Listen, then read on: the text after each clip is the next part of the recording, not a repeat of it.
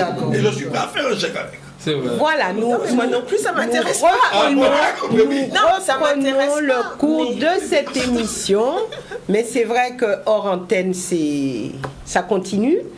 Maintenant, nous avons des personnes qui réagissent par WhatsApp, qui nous donnent aussi leur avis. Bien sûr, l'antenne est ouverte et nous récupérons des appels. Et ça, c'est pour Harry.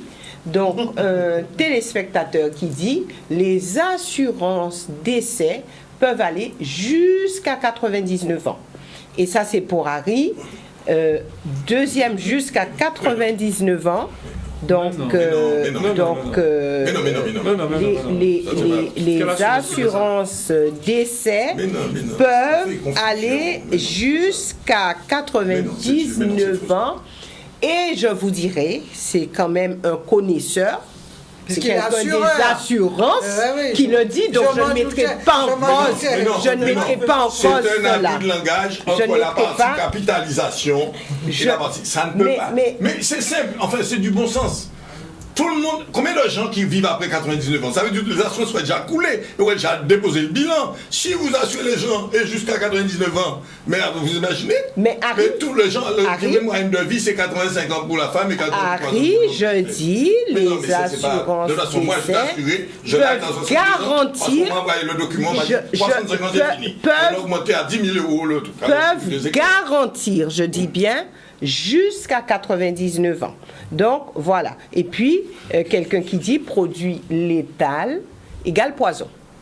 Oui, c'est ça. Enfin, sûr. Voilà. Donc, les gens nous écoutent et suivent bien et donnent leur avis là-dessus. Et nous avons déjà aussi des appels de téléspectateurs. Donc, nous les récupérons et nous continuons avec vous. Bonsoir, nous vous écoutons. Bonsoir. Oui. Bonsoir, monsieur. Oui, bonsoir. Bonsoir. Je voulais intervenir succinctement pour préciser que on doit dépasser cette éducation judéo-chrétienne qui fait de la mort un tabou. Et parce que de plus, quand on est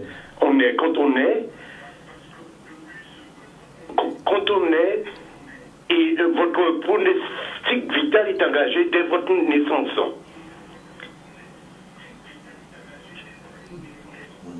Et de plus, vous savez, par définition, la vie, c'est une maladie sexuellement transmissible et mortelle à 100%. Merci. Merci, monsieur. Oui, oui, bon. Qu'en pensez-vous? No comment. Oui, non. Vous passez votre tour. Non, mais il a raison sur un fait. Tout le débat est sur le fait que les gens pensent qu'après la mort, il y a encore autre chose. Et de ce fait, on peut même être jugé parce qu'on s'est fait, parce qu'on rend le judéo-chrétien pose un paquet de problèmes. Parce que déjà, on part du principe qu'on a une autre vie après. Bon, mais si on a une autre vie après, on voudrait qu'elle soit bonne quand même si on meurt dans des conditions de souffrance. Si on se fait euthanasier et c'est pas dans les règles pour après, eh bien, on risque de se retrouver dans l'enfer aussi, cela. Enfin, on est dans un débat qui, c'est religieux, chacun son truc. Moi, alors justement, d'où le problème d'ailleurs. Moi, ce que je trouve grave, c'est qu'on veuille alors, que celui qui est religieux dit « je veux rien », c'est son droit. On ne vote pas une loi où on dit aux gens « on vous impose quoi que ce soit ». Aujourd'hui, on est en train de débattre pour autoriser les gens qui veulent s'en aller à s'en aller. C'est là que je trouve ça pas normal. On dit pas on va voter une loi pour dire aux gens « vous dégagez ». Non, celui qui dit « je m'en vais », vous le laissez partir. Point. C'est ça le problème. Et je trouve qu'on tourne beaucoup. J'admets qu'il faut protéger les gens pour que demain matin, il n'y en ait pas qui veulent accélérer leur départ alors qu'ils ont envie de rester. Ça, c'est vrai. Il y a une protection à faire. Mais par contre, je ne comprends pas qu'on puisse bloquer quelqu'un qui dit « moi, je vais m'en aller. Je ne veux pas rester à galérer, à souffrir, je m'en vais. » Point. Alors, nous avons déjà un autre téléspectateur, mais une question par le biais d'Internet. Euthanasie égale mort sur commande, suicide assisté égale mort administrée. Quelles conséquences juridiques ou judiciaires? Donc ça aussi, il va falloir répondre à cette question. Et nous avons un appel de téléspectateurs. Alors, c'est pas quelque chose de... C'est la loi, c'est la loi, donc il n'y a pas de conséquences judiciaires. Il y a la loi fixe un cadre. À partir du moment où le cadre est respecté, il n'y a pas de conséquences judiciaires. Voilà, c'est ça.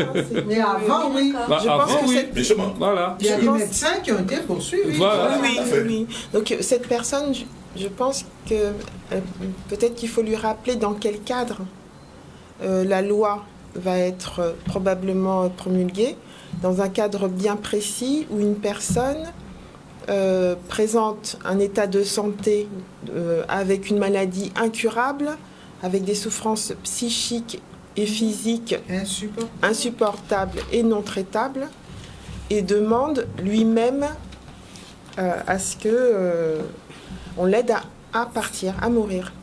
Donc c'est ce cadre bien précis. Nous avons un appel de téléspectateurs. Par contre, le conséquences juridiques, si on ne respecte pas les conditions voilà, de la absolument. Les conditions d'éligibilité. Voilà.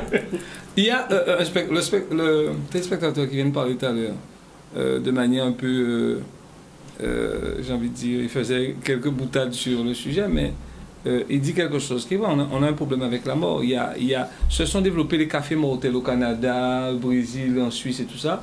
Et il y a des endroits maintenant, ce sont des lieux, on se réunit, comme les cafés... les cafés éthiques, les cafés philosophiques, et où les gens parlent de la mort, où les gens arrivent à déconstruire cette idée qu'on se fait de la mort. Et je pense que ça aussi, ça peut servir. Ce sont des lieux, alors il n'y en a pas encore en Guadeloupe, mais en tous les cas, ils existent déjà en France. Et de plus en plus, il y a des cafés comme ça qui se montent, où vous avez des philosophes qui viennent, vous avez des sociologues, vous avez des psychologues. Je pense que là aussi, c'est une avancée majeure. Ah oui. Autre appel, bonsoir, nous vous écoutons.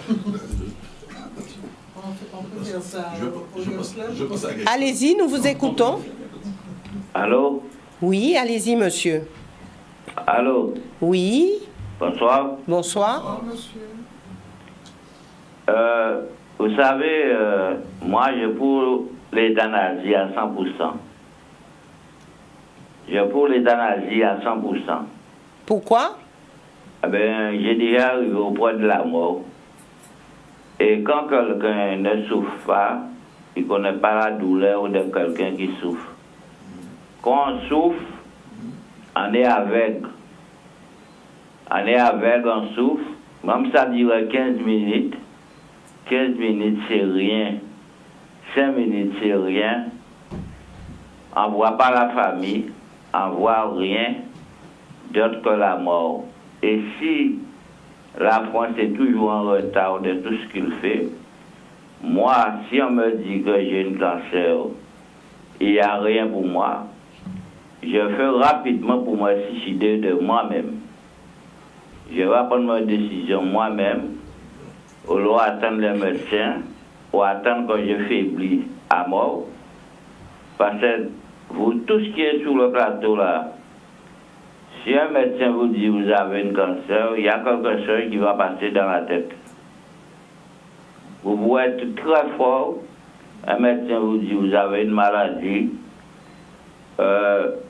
vous peut-être dans 5 mois, vous allez mourir. Moi, je suis sûr que ça va vous faire très très mal, la tête va péter. Et quand on souffre, on ne vit pas. Là où on va souffrir, on ne peut pas vivre. Là où on va lever tous les matins pour l'ambulance qui a une question. La France toujours en retard dans tout ça qu'on va faire. Mais moi, pour l'euthanasie à 100%, moi, je suis suicidé moins. Et si on est dans un ami, il a souffert en l'eau, et en vrai, il a épanoui, on peut passer, on peut faire comme si on pas vrai, parce qu'il n'y a pas de comédie là, moi, on ne peut pas dire Québec. Si on dit Québec, c'est qu'on est malédiction. On peut dire Québec, quand on dit Québec, là, Québec mal là, et on sait que moi, mon vieux ou mon plutôt, au lot souffert. Là, on dit comme ça, la vie belle, là, où on pas souffert. Mais une fois qu'on souffre tous les jours, matin, midi et soir, ah ben la vie n'est pas belle. Et il y a des gens qui travaillent à l'hôpital, qui n'ont pas de travail à l'hôpital. En monde qui a demandé un comprimé qui a souffert, il a refusé de bailler. Et moi-même, ça y est arrivé, moi. À part ça, si on connaît que c'est de douleur au fantôme, en bas, on a souffert de douleur au fantôme. Si il n'y a pas pour famille, moi, longtemps, on balance bien, moi. Mais quand il y a toujours, on a fait des traitements. Mais c'est des traitements à vie. Mais si un jour il a fait mal, là il a fait mal, on a dit pourquoi on va être mort. Au revoir et bonne soirée. Merci, monsieur. Bon courage et bonne soirée. Voilà donc des témoignages de personnes qui sont concernées par la douleur, par la souffrance. Et Harry qui voulait rajouter quelque chose. Moi, ce que je dis, moi, par contre, il y a quelque chose que je trouve qui serait important. Je pense qu'il faudrait pouvoir donner, dans certains cas de figure, un téléphone portable dans le cercueil. Parce que moi, ma grande inquiétude, c'est de se réveiller dans le cercueil parce qu'on n'était pas mort. Mais je pense qu'avoir un téléphone portable, ce serait rassurant. Non, mais c'est une question de se poser. Quelqu'un qui se réveille, parce que l'histoire on est mort. Des fois, il y a des situations où des gens sont réveillés longtemps plus tard. Il y a des situations dans lesquelles les gens étaient déjà dans le sac, tout à fait. Et ils n'étaient pas morts. D'ailleurs, il y a une dame comme ça qui... je ne sais pas si vous avez lu un bouquin qui s'appelle Une larme, je crois. Et c'est une dame qui est couchée et qui ne réagit pas depuis plusieurs mois. Et elle n'entend pas, sauf qu'elle entend tout ce qui se passe autour d'elle. Et voilà, elle entend tout ce qui se passe autour d'elle, mais elle est inerte, elle ne peut pas bouger. Et donc, on parle déjà, on va la débrancher parce qu'il n'y a pas de solution, c'est vrai. Donc, je dis quelque chose qui, tout à fait, contraire à ce que j'ai dit tout à l'heure. Voilà, mais ça, c'est un cas parce que ça fait le sujet d'un livre. Et puis, il y a sa fille, donc tout le monde vient lui dire au revoir mamie, au revoir maman, au revoir. Et puis, il y a sa petite fille qui lui dit au revoir mamie. Mais elle entend ça, mais elle ne peut pas bouger, parce qu'elle est prisonnière de son corps. Et finalement, elle lâche une larme. C'est ce qui va la sauver, parce que l'enfant va dire, mamie pleure. Et on lui dit, mais non, mamie ne pleure pas, mamie est déjà morte, presque, enfin, mamie est morte. Enfin, mamie pas presque voilà, morte. Et presque même mamie est morte, voilà. Parce que personne ne sait, voilà, les gens ne savent pas que mamie n'est pas morte vraiment. Voilà. Ça fait longtemps qu'elle est là, donc on l'a beau débrancher tout. Et puis on appelle le médecin quand même, et les médecins qui viennent, et puis le médecin voit quand même l'alarme. Et finalement il pousse, et la dame se réveille. Donc c'est une dame qu'on aurait pu enterrer vivante. Mais pour revenir sur le témoignage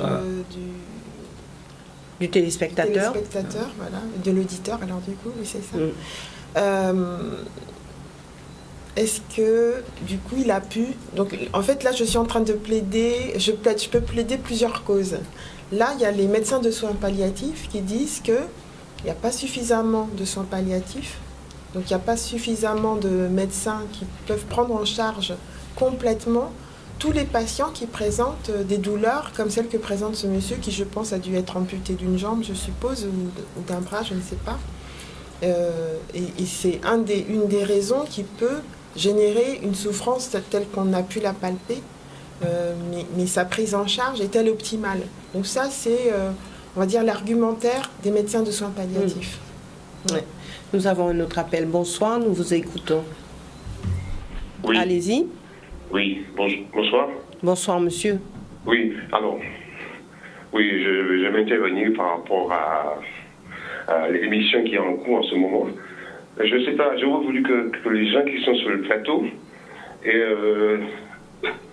disent ce qu'ils pensent par rapport au nouveau décret sur le dérive sectaire, puisque on a eu par exemple un médicament qu'on appelait le Mediator, et ça fait des années, il y a des gens qui luttaient justement pour enlever ce médicament du marché, du circuit. Ce médicament probablement a tué beaucoup de gens. Il y a beaucoup de gens il y a eu beaucoup de procès. Et avec le nouveau décret, c'est-à-dire qu'avec le nouveau décret, ce décret-là, on n'aurait pas pu prouver que le médicament n'était pas bon à laisser sur le marché avec les dérives sectaires. Il y a des gens qui ont lutté pour enlever ce médicament pendant des années. Avec le nouveau décret qui va sortir, on n'aurait pas pu prouver que ce médicament n'est pas bon. J'aurais voulu savoir s'il y a quelques personnes qui peuvent intervenir à ce sujet. Oui. Merci, monsieur. Alors, je vous en prie. Merci. Alors, Ce que je comprends, c'est qu'il se dit que les personnes qui avaient été donc rendues malades par le Mediator auraient pu du coup accéder à cette aide à mourir. Alors, c'est ce que je comprends. Ah bon? Et non, enfin, j'essaie de comprendre. Non, parce qu'il y a eu une histoire sur le Mediator qui, on a prouvé que c'était un médicament qui avait effectivement posé des problèmes. C'était un médicament qui permettait de maigrir et tout ça, et qui causait des problèmes valvulaires. Voilà. Donc moi, ce que je comprends de ce que pense ce monsieur, c'est que ces patients auraient pu, du coup, dans leur souffrance, recourir à l'aide active à mourir et n'auraient pas pu être là pour qu'on puisse mettre en évidence que le médicament était à l'origine de leur... Bon. Je ne sais pas si... Donc voilà, peut-être que le téléspectateur pourra revenir et nous dire s'il est satisfait de cette réponse. On parle de nouveaux décrets, il faudrait qu'il puisse... Je pense qu'il voulait dire cette loi. Ce projet de loi. Parce qu'on parle bien de projet de loi. Qui doit être je pense qu'il voulait mettre en avant un des effets délétères de la loi en dehors de... Oui. Voilà, donc nous débuterons tranquillement notre tour de plateau. Alors, fin de vie, peut-on provoquer une mort naturelle? Sandra. Direct. Ça a commencé par moi, donc ça, elle est fidèle à la tradition alors depuis le début de l'émission. Alors juste avant, je vous donne un petit peu de temps pour y réfléchir. Nous avons un appel de téléspectateurs. Nous le récupérons et je reviendrai avec vous. Bonsoir, nous vous écoutons. Oui, bonsoir madame. Bonsoir monsieur. Voilà. Alors, je voudrais dire juste ceci. À la fin des civilisations, la dérision l'emporte toujours. Ceci dit, l'humanité n'est pas née hier, mais il y a 300 000 ans. Et l'humain a toujours supporté la souffrance, accepté la souffrance, c'est le jeu. La souffrance fait partie de la vie. Par exemple, durant l'esclavage, personne ne s'est euthanasié. Bon, maintenant, je vais vous poser une question. L'euthanasie ou le suicide assisté, c'est-à-dire mettre fin à la vie de quelqu'un, mais dans cela, où se situe la différence entre le meurtre, sinon peut-être dans le mobile. Hitler fut critiqué pour l'élimination de personnes qui gênaient, handicapées, etc., etc. Bon, ceci dit, doit-on suivre tout ce qui vient d'Occident? Qu'est-ce que la vie? Quel sens donnons-nous au respect de la vie? Y a-t-il des gens qui gênent? C'est peut-être là le sens de cette affaire. Nous sommes venus sur la terre pour vivre. Cette histoire d'euthanasie, de suicide assisté, etc., c'est un faux débat. Vivons comme nous avons toujours vécu. Et la mort est là. Personne n'a peur de la mort. Ma mère souriait quelques minutes avant sa mort. Elle savait qu'elle allait partir. Personne n'a peur de la mort. Donc, continuons à vivre en humain. C'est ça l'humanité. Pourquoi chercher à éliminer ceci, cela, en faisant croire qu'on est, etc. Non, un meurtre, c'est un meurtre. Voilà. Merci et bonne soirée. Merci, monsieur. Voilà un autre rapport à cette émission. Oui, ça fait l'objet de... Un meurtre, c'est provoqué par quelqu'un. Ce dont on parle là, c'est pas la même chose. C'est vous qui décidez de partir. Ça n'a rien à voir. On n'est pas sur un meurtre. Un meurtre, c'est une action par entière. Non, mais la réaction de ce monsieur. Le débat a montré sur ça. Oui, la réaction. Je suis d'accord. Mais je vois bien que moi, la façon dont je l'entends, la réaction de ce monsieur montre bien qu'on a tous nos convictions, on a tous notre rapport à la mort, un rapport qui est intime, qui est très personnel. Et cette loi, elle ouvre, j'allais dire, vers d'autres personnes qui ont un autre rapport. Mais elle ne vous impose pas, vous, ce rapport que vous pouvez avoir et la décision que vous pouvez prendre pour vous-même. Elle ne change rien, mais elle prend en compte d'autres personnes qui peuvent avoir d'autres convictions que moi, que chacun de nous. Elle ouvre une perspective à d'autres personnes pour lesquelles, pour l'instant, il n'y avait pas de perspective. C'est ça qu'il faut comprendre, c'est d'avoir ce choix. Mais ça ne change rien dans ce respect de nos propres convictions et de notre rapport personnel à la mort. Alors, nous aurons le temps de récupérer un dernier appel, mais nous faisons notre tour de plateau dans le même temps.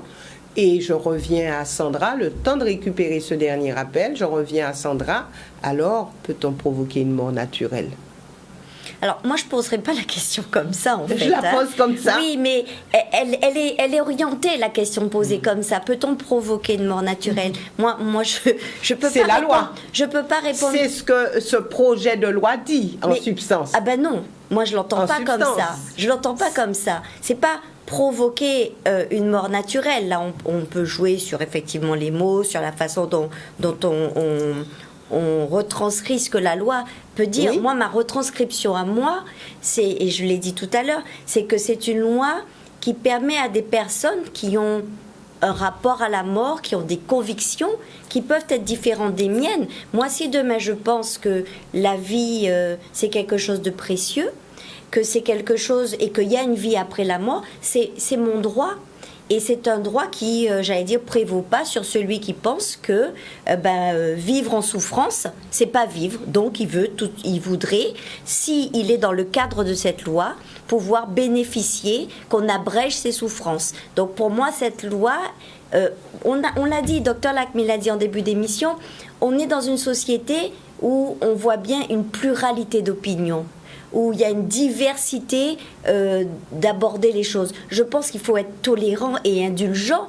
Ma conviction à moi ne peut pas prévaloir sur celle de quelqu'un d'autre. Donc on doit respecter cette diversité, cette pluralité. Et c'est ce que cette loi, elle propose, c'est d'accepter qu'il y a des rapports à la mort, à la souffrance qui soient pluriels et divers. Ce monsieur, il a dit qu'on est né dans la souffrance, que depuis des millions d'années, on vit dans la souffrance. Il a fait allusion à l'esclavage. C'est sa conviction et c'est son droit. Je ne peux pas, moi, qui je suis, en tout cas pas supérieur à lui, pour dire qu'il raconte n'importe quoi. C'est le respect de son rapport à la mort et comment lui va décider qu'on voudrait le prendre en charge en fin de vie. Merci Sandra. Dernier rappel et ensuite nous poursuivrons notre tour de plateau. Bonsoir, nous vous écoutons. Bonsoir. Bonsoir, monsieur, allez-y. Oui. Alors, je me disais, est-ce que ce n'est pas une question politique encore ? Monsieur Macron a encore touché quelque chose, encore sur notre liberté. Parce que je constate que c'est comme le Covid. C'est un projet de loi, c'est comme le Covid. On touche encore sur les personnes âgées, nos anciens. Ça veut dire que bon, là, de toutes les façons, comme ils sont en fin de vie, donc voilà, on les laisse la liberté de se tuer comme ça. Et alors, monsieur, quand on parle de fin de vie, on ne parle pas de personnes âgées, hein. Vraiment, c'est pas ciblé personnes âgées. En plus de ça. Donc, c'est qu'il a mis la barre encore plus haut. Donc, qu'est-ce qu'il cherche, Macron, juste ? Qu'est-ce qu'il cherche ? Moi, je voudrais plus savoir poser la question. Qu'est-ce qu'il cherche ? Pour le Covid, c'était une loi pour imposer les gens à se vacciner. Et même après, il y avait une division pour ceux qui étaient dans le milieu qui ne voulaient pas se vacciner. Et maintenant, si on est en fin de vie, on ne peut pas... c'est-à-dire qu'on ne peut plus produire. C'est ça, le fait. On ne peut plus produire pour l'État. Donc, qu'est-ce qu'il fait ? Voilà. Donc, vous ne pouvez plus produire. Donnez-vous la fin de vie. Comme ça, vous n'avez pas... J'ai pas de retraite à payer. On n'a pas de retraite à payer à ces gens-là. Pas de ça, pas de ce genre de choses. Voilà. Merci monsieur. Merci. Donc, de toute façon, les débats sont ouverts là-dessus, mais pour aller un petit peu vers ce que le monsieur dit, on ne peut pas s'empêcher de remarquer quand même la coïncidence des dates. puisque d'après les derniers sondages, 76% d'opinion favorable, et on ne peut pas se dire ou dissocier d'avec les prochaines élections européennes. Alors, hasard du calendrier, hasard favorable ou manœuvre politique. Bon, le monsieur a dit un petit peu de manière assez particulière, mais si on va plus loin dans l'analyse, on peut avancer cette question. Voilà. Nous en allant tout dans l'analyse, celui qui a parlé avant, moi quand je traduis ce que j'ai entendu, mais je ferme les hôpitaux. Mais il y a des siècles qu'il n'y a pas d'hôpitaux, le monde a fonctionné. On parle de quel? Celui qui a dit avant, et celui qui a dit avant, on est dans la souffrance, on a vécu, on est là, on vit, on continue à vivre. Pas de recherche, on n'avance pas, on n'investit pas dans les hôpitaux, on ne fait pas de recherche. On améliore. Non mais je regrette, chacun peut avoir son avis, c'est vrai, mais il faut un minimum cohérent. Dieu quand les esclaves ne se sont pas suicidés, tous ceux qui se sont jetés dans la mer sous leur bateau, pourquoi ils se sont jetés dans la mer? Parce qu'ils pensaient nager?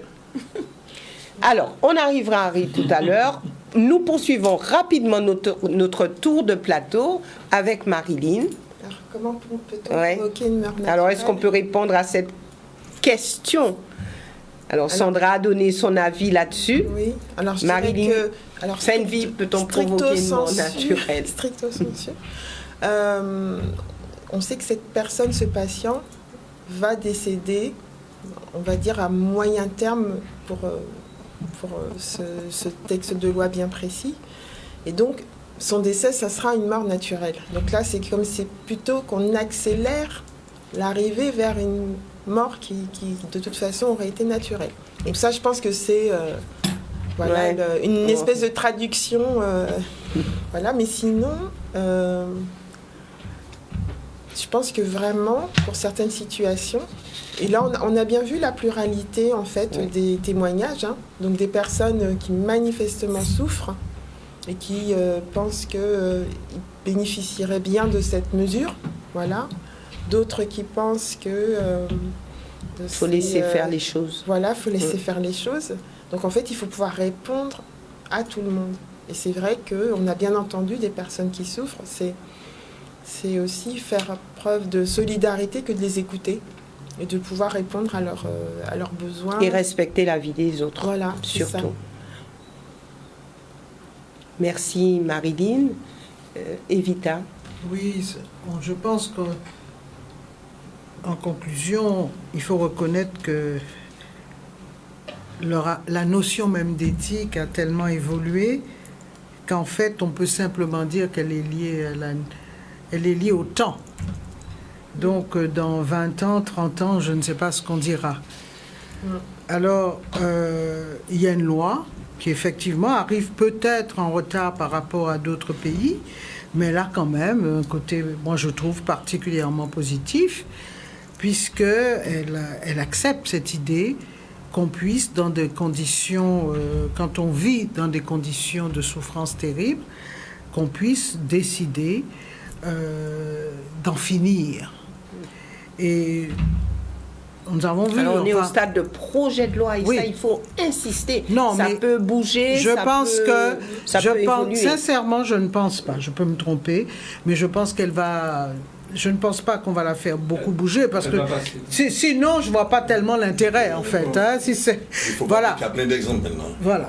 Donc, ce que je veux dire, moi, on a vu l'impact de la religion. On a vu comment, même pour faire du théâtre, on avait, à un moment donné, c'était anti-religieux et c'était interdit religieusement de créer un autre personnage parce qu'on entendait ainsi rentrer dans la fonction divine. Parce que seul Dieu peut créer de la vie, donc seul Dieu peut permettre et qu'en créant un personnage, on ose créer la vie. Donc les choses ont terriblement évolué. Moi, ce qui m'intéresse, c'est l'homme. Rien de ce qui est humain ne m'est indifférent. C'est l'homme, la femme. Et moi, je suis pour, tout à fait, l'aide à mourir, parce que moi, je peux le dire parce que je considère que le monsieur là m'a beaucoup touchée. Quand il a dit, tous les gens qui sont autour de cette table ne savent pas ce que c'est que la douleur. Quand on souffre, à quoi on est réduit en fait. En fait, on est réduit uniquement à la douleur. Et c'est ça. Et il y a un moment donné, il faut l'arrêter. Et là, cette loi permettra cela. Donc moi, je suis pour cette loi. Harry.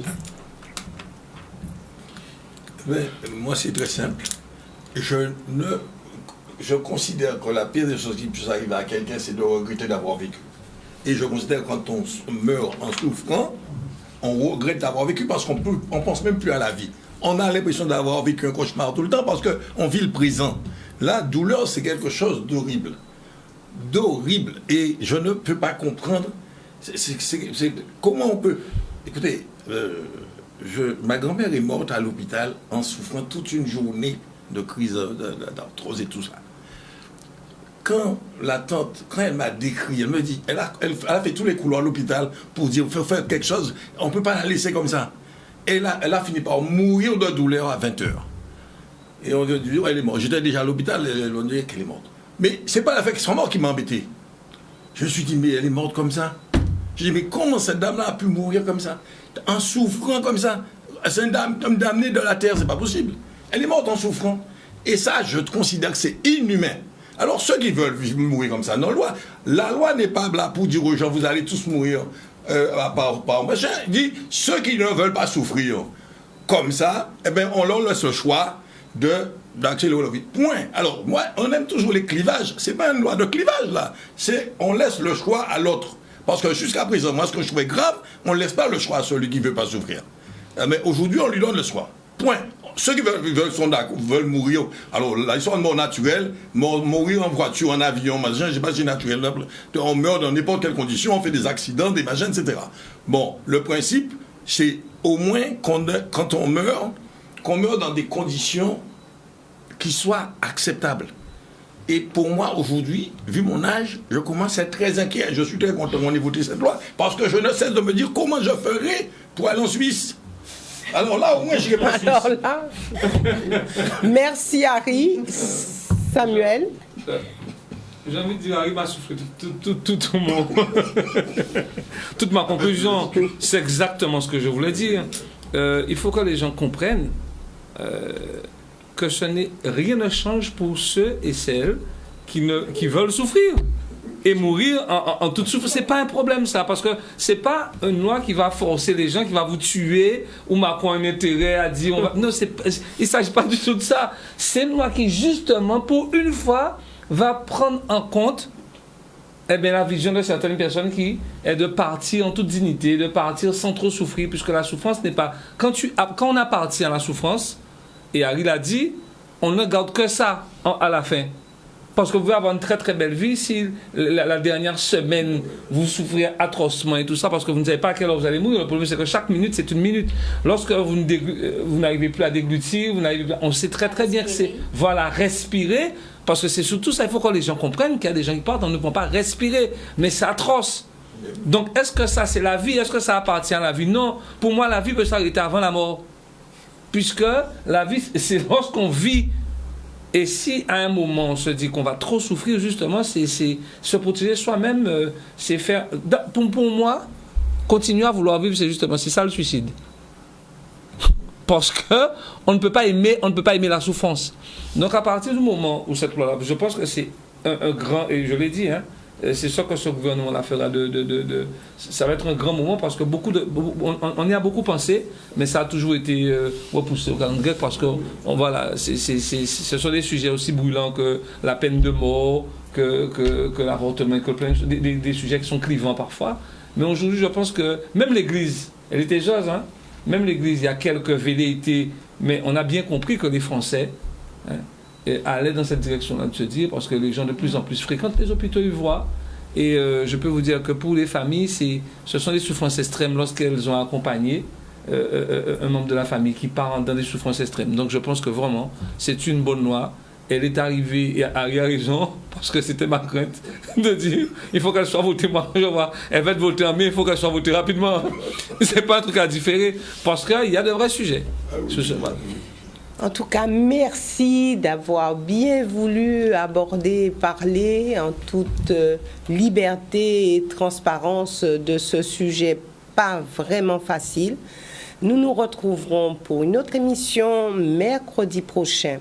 Mais avant tout, j'aimerais vous rappeler l'adresse mail, effectivement. Il y a des gens qui me disent oui, mais on propose des thématiques et vous ne les faites pas, vous ne répondez pas. Mais quelquefois, ce sont des sujets qui ont déjà été traités. Et puis, vraiment, nous essayons de satisfaire un petit peu tout le monde. Donc, ne soyez pas frustrés quand les sujets ne sont pas abordés, en tout cas de la manière dont vous le souhaitez. Le mail, que les choses soient dites, @gmail.com, que les choses soient dites, @gmail.com. Merci de nous avoir suivis. Prochain rendez-vous, mercredi prochain. Excellente soirée à tous.